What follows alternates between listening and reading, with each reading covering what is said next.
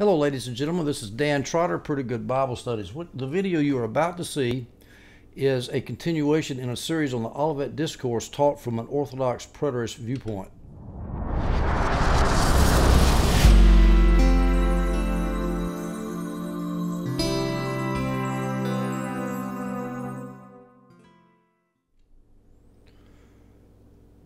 Now, I have already gone through parts 1 and part 2 of this PowerPoint presentation in the part 1 video of this series. So I'm going to start now in part 3, the Telltale time indicator, and you will notice that right above me here I have the contents of the whole presentation put on this screen, which will stay fixed so you can orient yourself as we go through.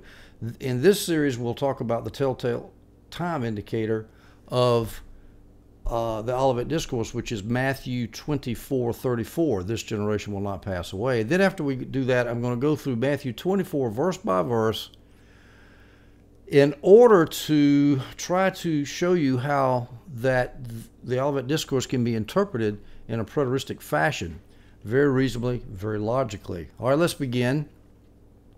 Let's look at the Telltale time indicator.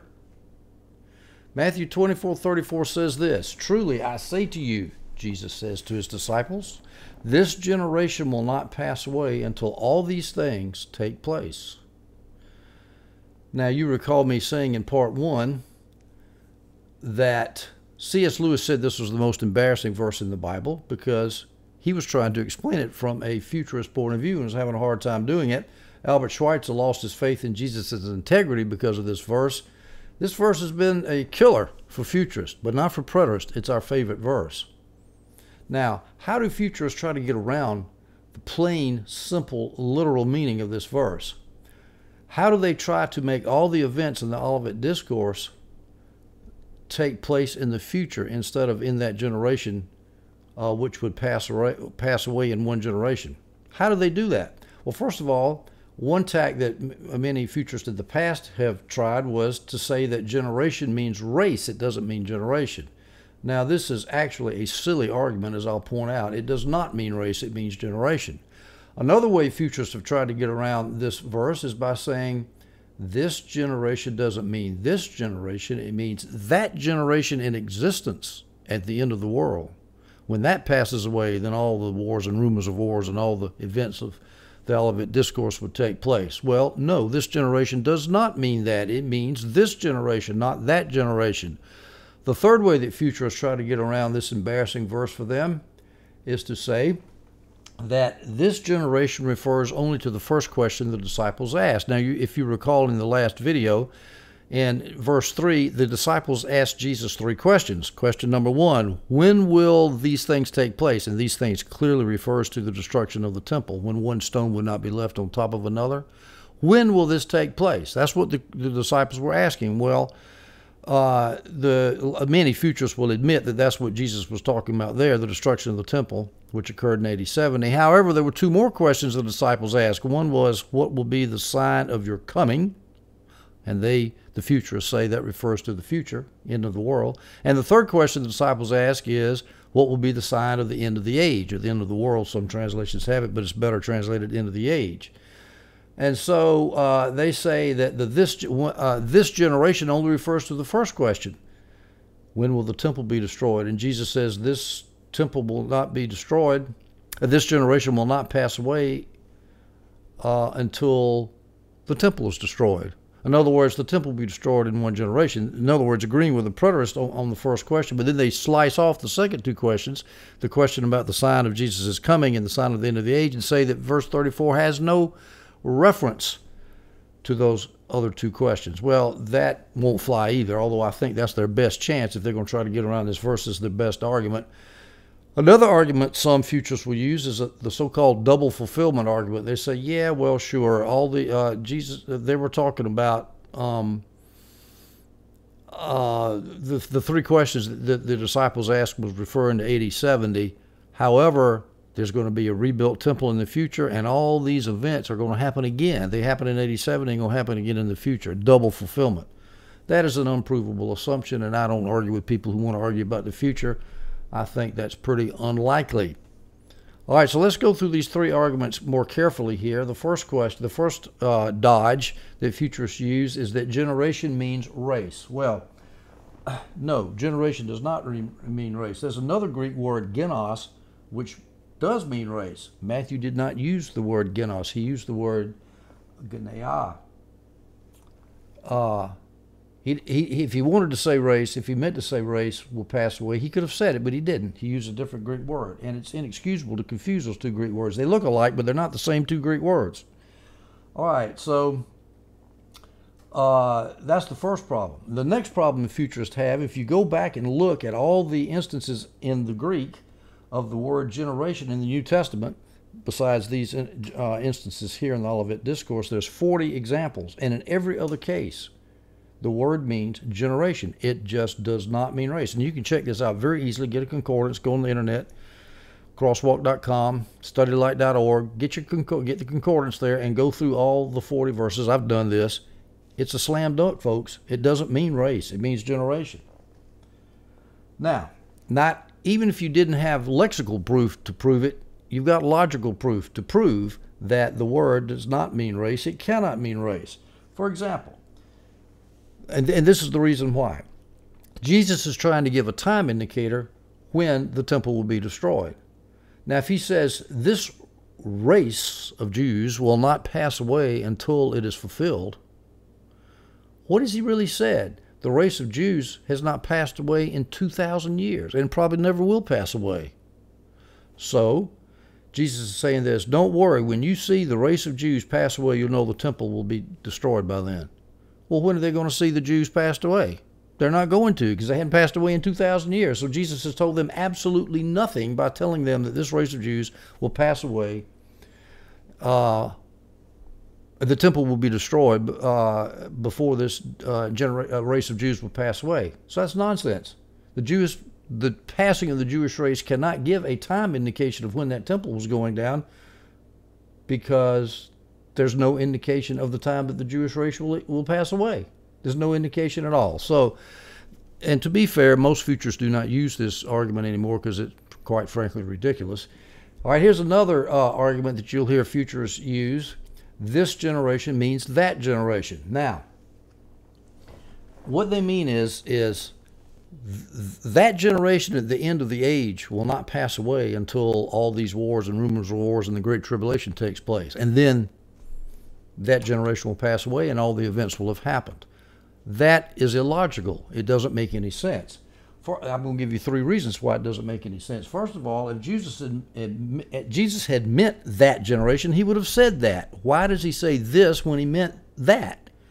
So right there, the futurists have a big problem. But let's just say that Jesus was trying to confuse us and he meant that when he said this. But then if he did mean that, it would make no logical sense to refer to that generation at the end of time. Why?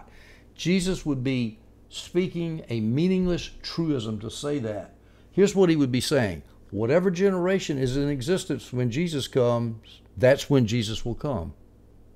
Well, if it's the year 2000, the year 3000, the year 4000, whatever generation, that generation is in existence and then Jesus will come.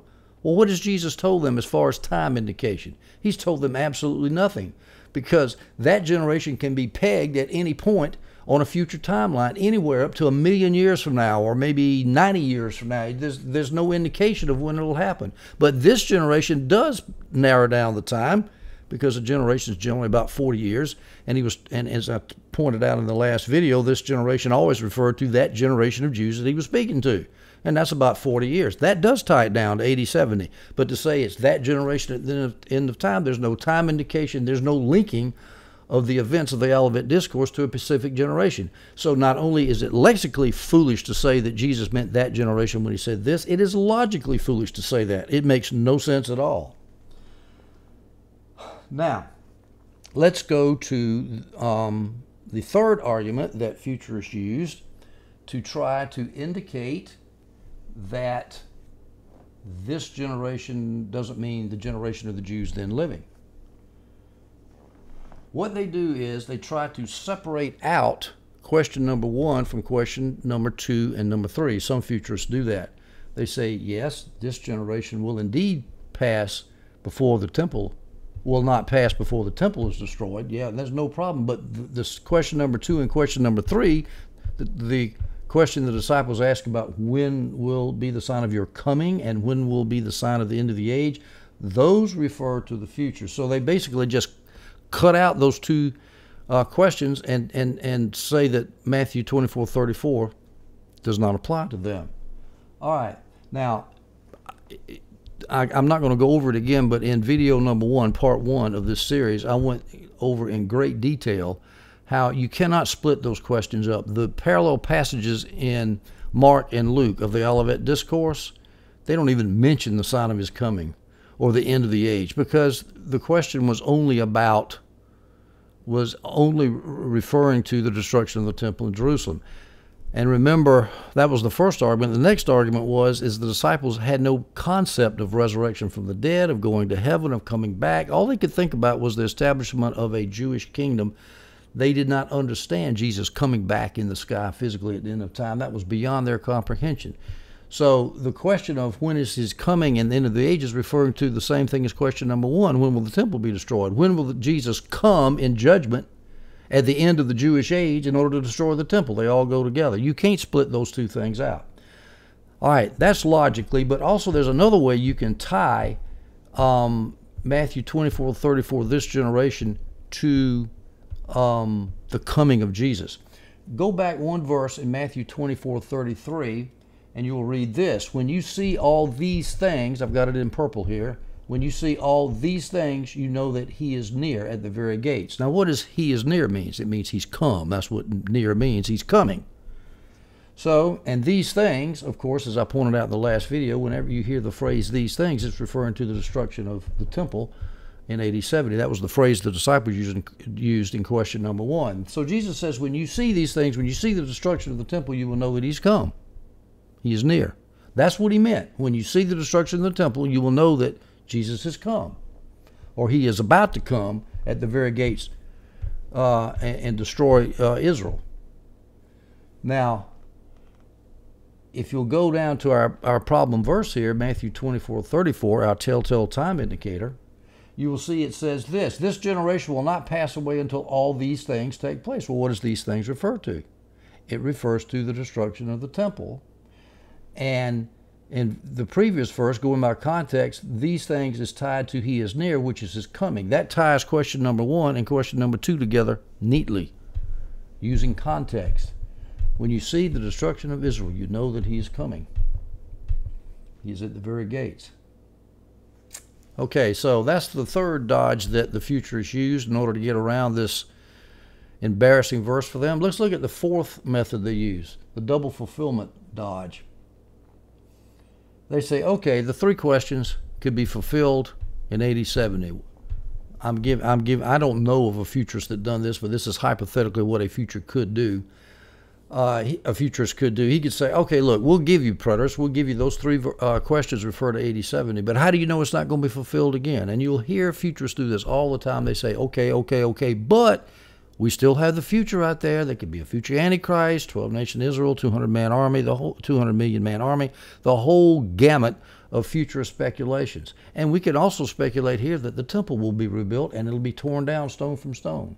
Remember, Jesus said this temple here. He didn't talk about a revived temple. He said this temple here will be torn down verse by verse. But nonetheless, futurists like to speculate that things can happen again after they already happened once.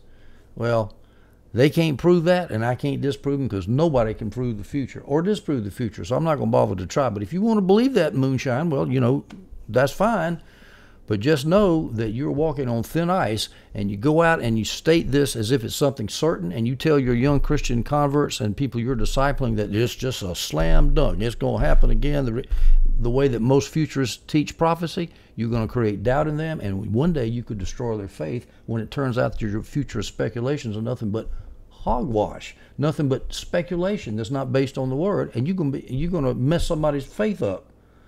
So I think this is really a bad argument for the futurists to use. If I had to choose all 4 of those weak and worthless arguments, I would choose number 3, trying to split the 3 questions up. But even then, that's so weak.